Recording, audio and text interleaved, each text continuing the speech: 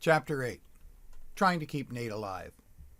First things first, Misty said as she grabbed her cane and pushed herself out of the chair. We need to make you some protection so you are safe while you search. Maddie's pa is a powerful ghost. He can do more than just scare you. He can reach through the worlds and touch you. So can Maddie. No, Maddie can only touch you because you let her and because you two have a connection. I'm not sure what it is, but it is unusual. Maddie is only partially in this world. Haven't you noticed? Even though she's dripping, nothing in the house gets wet. Nate had nearly stopped paying attention to the constant stream of water that flowed down Maddie, so he hadn't realized that she wasn't soaking everything she touched. Maddie's pa has plenty of rage and plenty of focus. He's driven off everyone who has tried to help Maddie search for her body in the past, except for me. I learned how to send him away, at least for a while, and how to protect myself. I'm too old to search anymore, but I can make some protection for you. She headed into the next room, leaning on her cane. Come on, she called back over her shoulder. Have you ever seen a garden inside a house? Nate followed her into a bright, sunny room. Large doors led onto a porch that had been completely enclosed with glass and filled with plants. The room seemed to open into a lush garden full of flowers and thick green plants. Birds fluttered near the ceiling, and a small waterfall fell into a fountain. Misty turned and smiled. This is my special room. I don't have many springs left in this body, so I like to have a bit of spring all year round.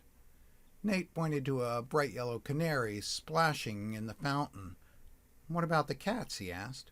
Misty waved away the question. Pshaw, I talk to each cat when they come here and explain that in this house there will always be plenty of food and lots to play with, but that does not include birds. Never had a problem. She led the way to a large, rough table that stretched along one wall.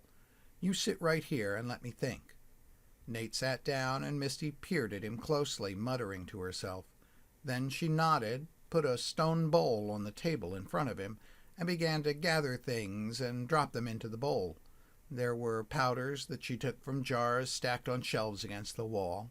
She added cuttings, leaves, and flowers from different plants growing around the room.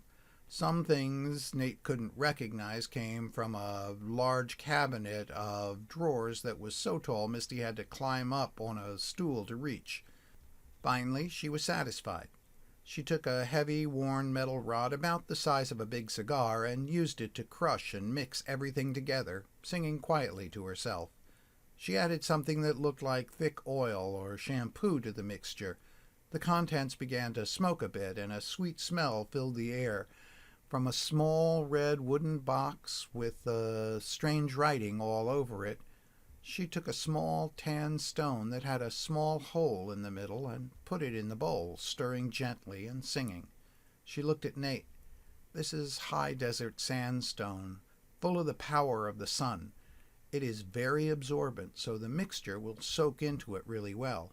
However, you must be careful with it. Don't wear it in the bath or when you go swimming, because it will melt. The desert doesn't get much water after all.